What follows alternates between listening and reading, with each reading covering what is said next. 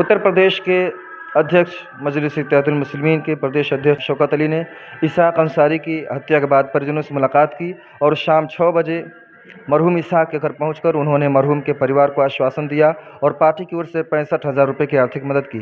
साथ ही मरहूम के पत्नी को 5 सिलाई मशीन व 1 सिलाई सेंटर शुरू कराने का वादा किया तथा बच्चों की शिक्षा की संपूर्ण जिम्मेदारी लेने का आश्वासन दिया। मीडिया से बातचीत में शौकत अली ने प्रशासन की लापरवाही पर कड़ी नाराजगी जताई। उन्होंने कहा कि मौजूदा सरकार में दलित, पिछड़े और मुसलमान लगातार अत्याचारों का शिकार हो रहे हैं। उन्होंने समाजवादी पार्टी, बहुजन समाज पार्टी और कांग्रेस पर भी निशाना साधते हुए कहा कि चुनाव में वोट मांगने के लिए ये पार्टियां बड़ी बड़ी बातें करती हैं, लेकिन जब हक और इंसाफ की आवाज़ उठाने का वक्त आता है तो चुप्पी साध लेती हैं। उन्होंने आरोप लगाया कि बेवजह फर्जी मुकदमों में मुसलमानों को फंसाकर जेल भेजा जा रहा है।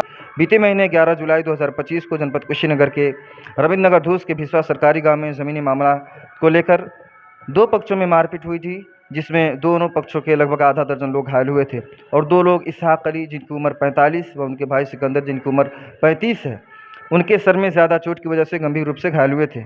उन्हें जिला अस्पताल रविंद्र नगर से गोरखपुर मेडिकल कॉलेज रेफर कर दिया गया। बाद में इसहाक अली की मौत हो गई। मौत से पहले इसहाक अली पुत्र मेहदी ने बताया था कि उनके पड़ोसी हरिराम राय पुत्र ब्रह्म राय का उनके ज़मीन के पास सड़क के किनारे दूसरी ओर प्लाट है। इसहाक अली का कुछ ज़मीन हरिराम के बगल में है, जिसे हमेशा कब्जाने की कोशिश कर रहे थे। इस मुद्दे पर पहले समझौता हो चुका था, लेकिन 11 जुलाई 2025 को हरिराम राय व उनके बेटे राणा राय, अरविंद राय, राहुल राय, मंटू राय और गौरा राय पुत्र दयानंद राय ने कथित तौर पर जबरन कब्जा की कोशिश की। विरोध करने पर इन लोगों ने इसहाक अली व उनके परिवार पर हमला कर दिया, जिसमें इसहाक अली व उनकी पत्नी सलमा खातून, सिकंदर, जामिर अहमद पुत्र बसायन अली, रेहाना खातून पत्नी इसराइल वगैरह घायल हो गए। इसहाक के मुताबिक हमलावर कई दिनों तक खुले घूम रहे थे व परिवार को जान माल की धमकी दे रहे थे। उस समय शांति कायम के लिए पुलिस बल तैनात थी। बाद में इसहाक अली की इलाज के दौरान मौत हो जाती है, जिसमें और मामला गंभीर हो जाता है। कुशीनगर की मजलिस इत्तेहादुल मुस्लिमीन के जिलाध्यक्ष शहबाज अहमद ने ज्ञापन सौंपकर हमलावरों पर सख्त कार्रवाई की बात कही थी। 5 अगस्त 2025 को हमलावर अरविंद राय पुत्र हरिराम राय व हरिराम राय पुत्र ब्रह्मा राय भिसवा सरकारी थाना रविंद्र नगर धूस जिला कुशीनगर को मुख्य धाराओं में गिरफ्तार किया गया। इसकी जानकारी प्रदेश अध्यक्ष शौकत अली को दी गई तो वो 26 अगस्त 2025 को भिसवा सरकारी पहुंचकर मरहूम इसहाक के पत्नी को मदद की और हर जुल्म के खिलाफ एमआईएम साथ है, ये बात कही। अब इस बात को समझने की ज़रूरत है कि किस तरीके से नाइंसाफ़ी की जा रही है। जो कमज़ोर है, जो गरीब हैं, उनके साथ नाइंसाफ़ी की जा रही है और उनकी आवाज़ को बुलंद करने वाला कोई नहीं है। देखिए, मुझे बड़ा अफसोस हुआ इस परिवार से मिल कर के कि एक नौजवान को इस तरीके से और एसपी कार्यालय से मात्र 2 किलोमीटर दूरी पर कुछ दबंगों ने ज़मीन के विवाद को लेकर के कत्ल कर दिया। और अफसोस होता है कि इसमें क्रॉस एफआईआर भी की जाती है, इधर के लोगों को भी मुलजिम बनाया गया, 2 लोगों को जेल भी भेजा गया और आज तक कोई भी सरकार का नुमाइंदा मृतक के घर पे नहीं आया, उसकी बेवा से मिलने नहीं आया, उसके 2 साल के बच्चे से मिलने नहीं आया। और जो पीडीए की बात करने वाले लोग हैं वो लोग भी नहीं आए, उनका भी कोई नेता नहीं आया, सिर्फ इलेक्शन में वो दिखाई पड़ते हैं। तो हम लोग, हमारी पार्टी के लोग इसके पहले भी आए थे, हमारे ज़िलाध्यक्ष शहबाज साहब अपनी पूरी टीम के साथ जाकर के कप्तान से मुलाकात किया था इन लोगों ने और मुलाकात करके गिरफ्तारी की मांग की थी। तो 2 लोगों की अरेस्टिंग उसमें हुई है। बाकी उसमें जो मुलजिम है वो शासन और प्रशासन में बड़ी हनक है उन लोगों की। और मैंने तो यहाँ तक सुना है कि उनके कुछ रिलेटिव हैं जिनके पास इस केस की जांच भी थी, उनके रिश्तेदार हैं, तो फिर कहाँ उम्मीद कर सकते हैं कि उन्हें इंसाफ मिलेगा। उसमें अभी गिरफ्तारियां भी नहीं हुई है। टोटल जितने भी लोग उसमें वंचित मुख्य जो अभियुक्त है वो भी अभी फरार है, उसकी भी गिरफ्तारी नहीं हो रही है। तो मुझे अफसोस है जो सरकार ये कहती है कि कानून व्यवस्था बहुत ही चुस्त और दुरुस्त है। एक तरीके से अगर कह लिया जाए तो लखनऊ के बाद दूसरा कोई मुख्यालय अगर प्रदेश का है तो गोरखपुर है।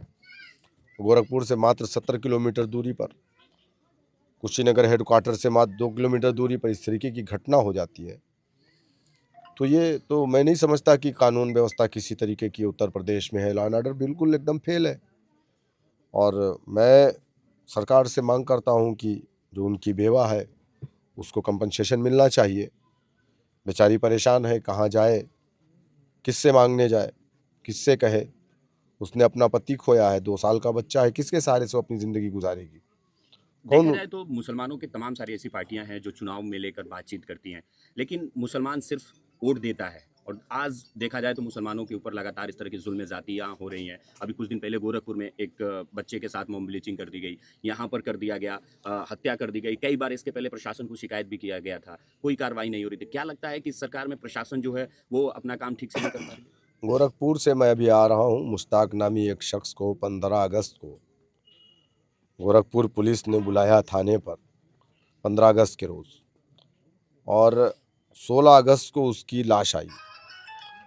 थाने में उसकी मोटरसाइकिल है, मोटरसाइकिल की चाबी एसएचओ के पास है और उसकी लाश उसके घर पे आती है। पुलिस उसको पेटी में पैक करके लाश को भेज देती है पोस्टमार्टम करा करके कि आप लोग ले जा करके दफन कर दीजिए। जब उसकी लाश को नहलाने के लिए खोला गया तो उसके हाथ और पैर टूटे हुए थे। मैं भी उनके घर से आ रहा हूँ, आर्थिक मदद भी करके आ रहा हूँ मैं, और वकीलों का हमारा एक पैनल भी मैं वहाँ पर बना करके आ रहा हूँ जो उसके केस की पूरी तरीके से मजबूती से पैरवी करेगा। 2 दिन पहले समाजवादी पार्टी का एक डेलीगेशन आया था जो पीडीए की बात करता है। वो डेलीगेशन के लोग आए थे, क्या किए क्या नहीं किए मुझे नहीं मालूम, लेकिन मुझे वहाँ पे लोगों ने बताया कि उन्होंने सिर्फ आश्वासन दिया है। पूरे प्रदेश में क्या आप एक ज़िले को देख लीजिए, कुशीनगर के अंदर आए दिन गोश्त के नाम पे, धर्म परिवर्तन के नाम पर फर्जी तरीके से मुसलमानों को जेल की सलाखों में डाला जा रहा है। यही तो लड़ाई हमारी है नाइंसाफ़ी के ख़िलाफ़। हमारे लीडर, हमारे राष्ट्रीय अध्यक्ष जनाब बैरिस्टर असदुद्दीन ओवैसी साहब यही बात तो कहते हैं कि मुसलमानों के साथ अन्याय हो रहा है, और हर सरकार में हुआ है। ये बीजेपी सरकार में कुछ ज़्यादा ही हो जाता है। तो हम इसी नाइंसाफ़ी के ख़िलाफ़ ही उत्तर प्रदेश में आए हैं। हम पर लोग इल्ज़ाम लगाते हैं हम फलाँ की टीम है, हम फलाँ की टीम है। अरे भाई, मेरे ऊपर भी 11 मुकदमे हैं फर्जी हैं। तो पूरे प्रदेश के अंदर मुसलमान 20% है, 27% जेल में है। देश में 14% मुसलमान है, 27% जेल में है। देश में 14% है, जेल में 27। तो ये नाइंसाफ़ी नहीं है। इसी नाइंसाफ़ी के लिए हम लोग लड़ रहे हैं, और ये लड़ाई सिर्फ मुसलमानों की नहीं है। वो एक अलग बात है कि मौजूदा वक्त में अगर कोई सबसे दबा कुचला इस भारत देश में है तो वो मुसलमान है। ये मैं नहीं कहता हूँ, ये सरकारी आंकड़े कहते हैं, सच्चर कमेटी की रिपोर्ट कहती है, रंगनाथ मिश्रा कमीशन की रिपोर्ट कहती है कि मुसलमान दलित से बदतर अपनी ज़िंदगी को गुजार रहा है। तो जो सबसे ज़्यादा दबा कुचला है उसकी बात कोई नहीं करेगा तो हम क्यों ना करें? हम भी ना करें। ये भी तकलीफ लोगों को होती है, कहते हैं कि तुम मुसलमान का नाम मत लो, बीजेपी को फ़ायदा होता है। अरे भाड़ में जाए, किसको फ़ायदा होता है, किसको नुकसान होता है, लेकिन नाइंसाफ़ी के ख़िलाफ़ तो हम बोलेंगे, वरना हम क्या जवाब देंगे? अच्छा, एक बात बताइए, आप लोग राजनीतिक पार्टी चला रहे हैं, ऐसा तो है नहीं कि सिर्फ एक धर्म को लेके पार्टी की बात होगी। आप सबके बारे में भी तो बात कर सकते हैं। कानून व्यवस्था खराब है अगर उत्तर प्रदेश में, जैसा आप कह रहे हैं, तो कानून व्यवस्था सबके लिए खराब है। बहुत सारे ऐसे हिंदू परिवार भी हैं जिनके साथ इसी तरीके की चीज़ें हुई, नहीं मिला उनको इंसाफ। तो बात अगर करनी है तो सबके बारे में बात होगी। तो शायद एक राजनीतिक पार्टी के तौर पे एक, अगर आप उत्तर प्रदेश में अपनी पार्टी को स्थापित करना चाहते हैं तो सिर्फ अगर मुसलमानों की बात करके अगर पार्टी चलती तो आज तक एआईएमआईएम बहुत अच्छी जगह पे होती, लेकिन सिर्फ मुसलमानों की बात करके तो सरकार बन नहीं पाएगी। मैंने अभी आपसे कहा कि हम सिर्फ मुसलमानों की बात नहीं करते, हम दबे कुचले वंचित समाज की बात करते हैं। और हमारी पार्टी में ऐसा नहीं है कि सिर्फ मुसलमान हैं, बहुत सारे हिंदू भी। हमारा जनरल सेक्रेटरी हिंदू है, डॉक्टर पवन राव अंबेडकर नाम है उसका। इसीलिए हम आपको इस बात पे रोके हैं। और हम एक नहीं, कई मुद्दों पर हमने जो है रोहित विमोला के मुद्दे को सबसे पहले उठाने वाले लीडर का नाम बैरिस्टर ओवैसी था। लेकिन मैंने अभी एक बात आपसे कही कि सबसे दबा कुचला अगर गाड़ी गिर जाए तो सबसे पहले आप किसको उठाएंगे? तो सबसे नीचे दबा होगा ना भाई। हमने सपा को अपनी पार्टी माना, बसपा को अपनी पार्टी माना, कांग्रेस को अपनी पार्टी माना, लेकिन इन लोगों ने कभी हमारे मुद्दे पे बोला ही नहीं। इन लोगों ने हमारे मुद्दे को उठाया ही नहीं। आज विधानसभा के अंदर हाउस में क्या बात होती है, वहाँ पे चाचू और भतीजे का हंसी मजाक चलता है। वहाँ कोई इंसाफ न्याय की बात कर रहा है? वहाँ कोई रोटी कपड़ा मकान की बात कर रहा है? नहीं करता है। तो मेरे भाई, ऐसा नहीं है कि हम सिर्फ एक, लेकिन हाँ, मैं इतना ज़रूर कहूँगा कि जब मुसलमानों की आवाज़ कोई नहीं उठाएगा, अगर हम उठाते हैं तो हम पर एलिगेशन क्यों?